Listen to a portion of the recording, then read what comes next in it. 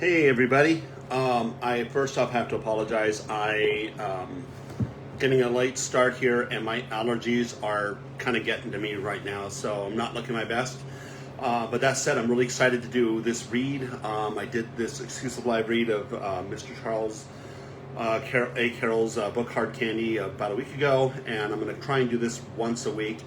It is a book that I do not read around my kids because it is a really heartbreaking story, and one I just don't feel comfortable reading around my children because it is a true tale of abuse and sexual abuse of kids that the author had endured, him and his brother.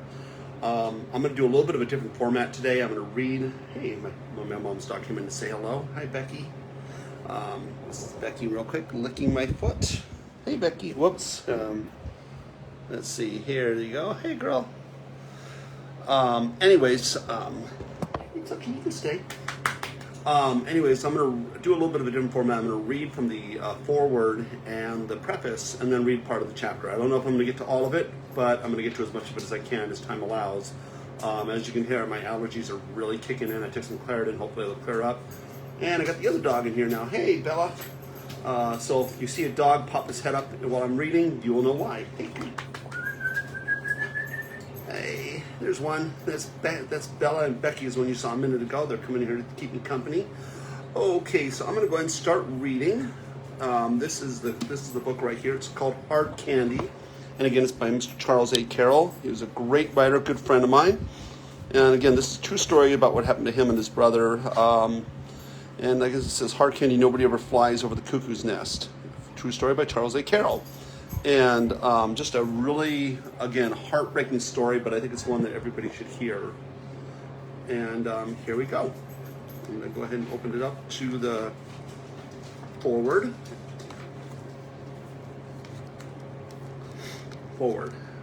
And I'm not wearing my glasses, so bear with me, guys. I met Charles A. Carroll when he was about 11 years old, some 50 years ago, while completing a summer psychological internship program needed for state certification.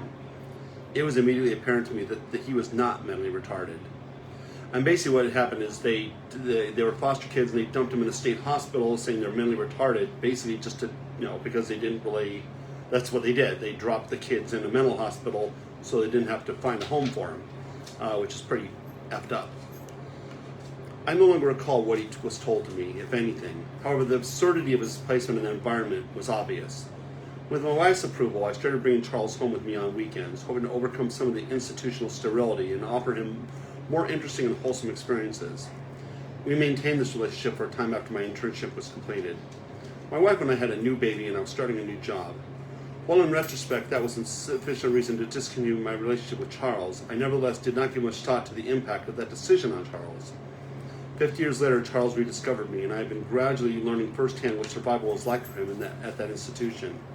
Why did I not learn what life was like for him while working there? Apparently, I did not ask the right questions. I focused on learning how to administer tests, not on the residents' overall living situation, nor did it occur to me to question Charles about living conditions and treatment at that institution. Again, I must ask, why not?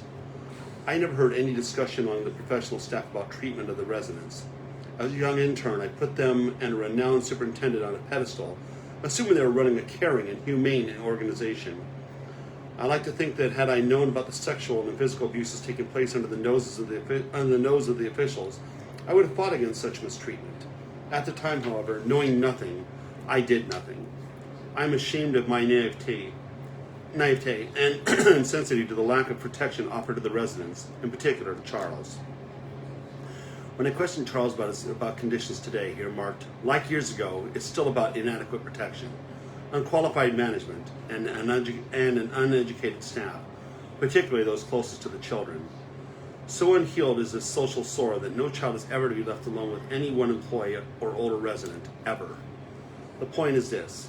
If you look into what happened to others and me then, and insist it no longer exists, I'm afraid we are deluding ourselves. Clearly, the abuses continue. Only today, such improprieties are better hidden, a fact that is indisputable with the evidence provided. My hope is that this moving story will bring help to those helpless to fend for themselves. To bring help to those too helpless to fend for their own lives. The public must assume greater responsibility for A, prodding legislatures to adequately fund these institutions, and B, insisting that institutional employees truly care for and protect their defenseless residents, and that they do so with a gentle hand of respect. Charles has handled a difficult theme with great skill and produced a narrative of absorbing interest. While reading like fiction, it is clearly not. It is a hair-raising personal account of what too often happens to children caught up in the callous, institutional mismanagement of their lives. Hard Candy is a must-read for both lay people and those connected with government and social agencies, if essential improvements are to be made in the humane treatment and physical protection of children and adolescents placed in state institutions, foster homes, and related agencies. Moreover, Hard Candy may well serve as an outstanding reference in the social sciences curricula of higher education in understanding child abuse and its effect on the human spirit. Hard Candy is a moving and inspiring memoir of adventurous achievement and human survival. Stanley I. Alprin, EDD, retired, Cleveland State University. Preface. Again, there's a preface in a second here. I actually don't drink soda that much, but it's helped me get by. Hey, Janet. Hey, Gina. Ken Kesey wrote the book One Flew Over the Cuckoo's Nest by drawing on his experiences while working at a veterans hospital in Palo Alto, California. He said a satirical story at an unnamed state hospital in Oregon. But unlike Kesey's book, my story is about what happened to my brother and me at the hands of a trusted civil servants. It spotlights a hard look under the radar of secretive bureaucracies who continue to maintain operations just short of the Stone Age of insanity. Hence, our story is an American tragedy. Dispels the public myth that it does not happen anymore, and it is the book they never wanted written. Hard Candy is a human portrayal of an uncommon nature, and no one thing contributes more to its value than its authenticity. However, be forewarned, you will not find literary frills, polite language, soft prose, soothing sonnets of dialogue, happy jingles, or joyful songs. You will find, however, a thread of love that weaves together this entire story. It's about a special devotion shared between my brother and me, how we cared for each other when no one else would, how we understood each other when no one else did, and how we desperately clung to the needed components of love and friendship to survive. Together, the horrific reality. This book will give you a glimpse into the protected world of institutional bad players, administrators, monitors, and teachers, who stood side by side with idiots and madmen and deliberately committed atrocities that caused many to flee into an unconventional brand of protection or some semblance of refuge. Hard Candy is also about hope, human triumph, courage, and the ultimate victory from systemic governmental and bureaucratic misconduct. You will hear bones breaking and the children breaking them. You will witness lunatics within a kaleidoscope of madness beyond the comprehension of most civilized people. You will encounter helpless children, many trembling with fear, others suffering with miserable loneliness, unable to mend their broken hearts. You will see and hear institutionalized children crying out with torn and bleeding rectums, many separated from God and humanity, unable to hold on to delusions of life or ever getting better, for it only worsened. Hard Candy shines a light on children forced to remain in darkened basements, many drained of their childhood vigor, who later become victims of a mass exodus into the community to carry their emotional wounds for the rest of their lives. This was the state's final coup de grace. Hard Candy took 7 years to write, but it took a lifetime to assimilate the emotional conflicts caused by having been repeatedly abused. Only when I was able to summon enough strength and clarity was I able to write it. One must understand that child abuse is insidious and long-lasting.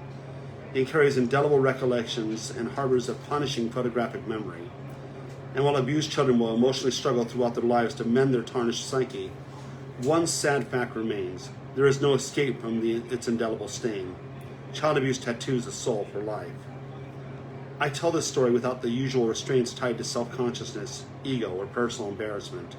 And I do not suffer the discomfiture of looking bad, weird, queer, or whatever one might conclude of me because of my insistence on authenticity and honesty. It is my hope that the candid, straightforward depictions portrayed in this book will be instrumental in protecting children who are still dreaming of having their humanity restored, those still rocking on sore tailbones, alone and afraid, and those still quivering from a bone-cold fright because there is no legitimate protection for them. And that the forthright portrayal of actual events in this book will not only be a peaceful instrument of social improvement, but also igniting you a need for justice and deliverance for those too helpless to fend for themselves, and in a positive way leave your conscience never the same. Charles A. Carroll, March 2013. Okay, so I'm going to go ahead and move on to chapter 3. 1 second. Hopefully my allergies will get a little bit better so I can read this whole chapter. God, it is hot in here too, even with the fan on. Chapter 3. The Gatekeepers of Madness. 3 days later, at 10 o'clock in the morning, there was a loud click. The steel door opened, and a runner from Pine Cottage Hunt lumbered in. "So, you're Carroll, huh?" he asked. "Yes," I answered. "I'm DiSereno. You're going to Birch Cottage. Mrs. Steele wants you to get into these clothes, and you better be quick about it. She gets pissed when somebody holds her up." "Is my brother there?" "Your guess is as good as mine. Hurry up." When we stepped out of the hospital that day, the beautiful grounds and the chirping birds helped soothe my troubled senses. I was glad to be rid of the deafening shouts of screaming patients in that dreaded padded room. As DiSereno escorted me deeper into the institution, I began to notice the colony's floral color. Bright green lawns and manicured shrubs disappearing until all that remained were patches of dandelions, balding yards, and broken sidewalks lifted by erupting tree roots. At an intersection in the road, the 4 street corners displayed knee-high, black-lettered signs listing a cottage direction with red arrows pointing the way. Birch Cottage was straight ahead. As we were about to step off the curb, a tractor hauling open barrels passed us. "What stinks?" "Slop," answered DiSereno. "They're hauling this morning's breakfast, the food the nuts won't eat. They're taking it to the pig pen." "They have pigs here?" "Lots of them. You should hear the squeal when the tractor shows up." "But why don't people eat it? My mommy made me eat everything. She said it's a sin to waste food." "Because the food's bad in this place." "Like how?" "Oh, how about skin, eyeballs, ear, and hair for starters? You have to watch what you eat in this hellhole. The butchers and cooks don't give a shit. Hell, just this morning I found a pig's toenail in my breakfast. You never know what you're going to find. They have a big farm here." "A farm?" I asked. "They sure do. Cows, chickens, goats, you name it. And they grow corn, peppers, strawberries, squash, beans, and onions. And every year they take the best stuff they grow to the state fair." "Are we going to pass the farm?" "No, it's too far." DiSereno, an 18-year-old, was an Italian, olive-complexioned boy with a muscular build. He had black wavy hair and a strong Roman nose. He showed no signs of retardation and no symptoms of mental deficiency. He looked completely normal, much like the boys I had seen pulling weeds near the steps of the administration building when I first entered the institution. "What are those for?" I asked, pointing at 2 smokestacks that stood tall over the whole building. "That's the laundry building, where they erase what's going on around here." "What do you mean?" "You'll find out soon enough. Listen, kid, I've seen a lot of shit in this place." "You use bad words." "Did you ever see a pissed off guy that didn't?" "I don't know. Hey, are you crazy too?" "Hell no, but they think so." "Will you ever go home?" "Yeah, when they wise up and stop putting normal people in with the nuts. I like you. Too bad you're so young." "What do you mean?" "Maybe you could be my kid someday. I could love you." "But you're a boy." "Listen, kid, love in this place is spelled with the same 4 letters. "What do you mean?" "Never mind." "Golly, you talk funny. How come it isn't as nice around here like back there?" "Because the visitors who come back this far don't matter. They're not the ones forking over the money. The fun of the place is to impress anyone belonging to the state, the ones putting up the money. Wise up, kid. I like you. If anyone bothers you, let me know." "What do you mean?" "Hits you and stuff. There's Birch," he said, pointing to the next cottage. "I bet old Bag Steele's watching from one of the windows. I can't stand her either." "Mrs. Johnson said Mrs. Steele's a nice lady." "She's in the dark. Mrs. Steele's a bitch." "What's bitch mean?" "You'll find out soon enough. Hey, do me a favor. Don't tell her I said anything about nothing. You hear?" "How come?" "Just don't, okay?" "I won't if you don't want me to." "Here we are. This is Birch." "Hey, Melissa, welcome." "Where's everybody at?" "You'll find out soon enough. Hey, remember, if anybody ever tries to mess with you, you let me know, and I'll take care of it. Come on, we better get up these steps before the old bag shits a goat." Wow, that's a good one. When we reached the top step, the door swung open. "Hi, Mrs. Steele. This is—" "Shut up. I know who he is. Give me that," she barked, snatching the folder from DiSereno's hand. Get moving before I find a reason to ship you to Cedar. But I was only... Don't argue with me, she warned, her features twisting into a maddening leer. Get back to Pine Cottage where you belong.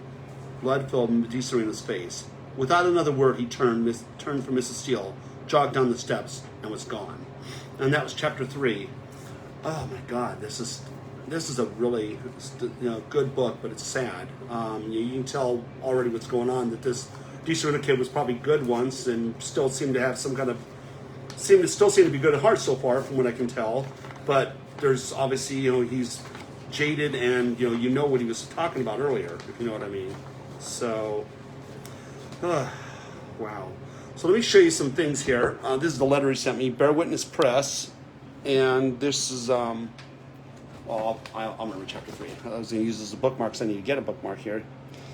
And this is Charles A. Carroll, Victims Advocate. And I want you to look at these sites. Hardcandyblog.com. Now, this is a site where you can learn more about the book, and I've reviewed the site, and you have to check this out. And email bearwitnesspress1@gmail.com if you want to communicate with him. He's a really good guy, really good friend of mine, and he's a very decent, good man.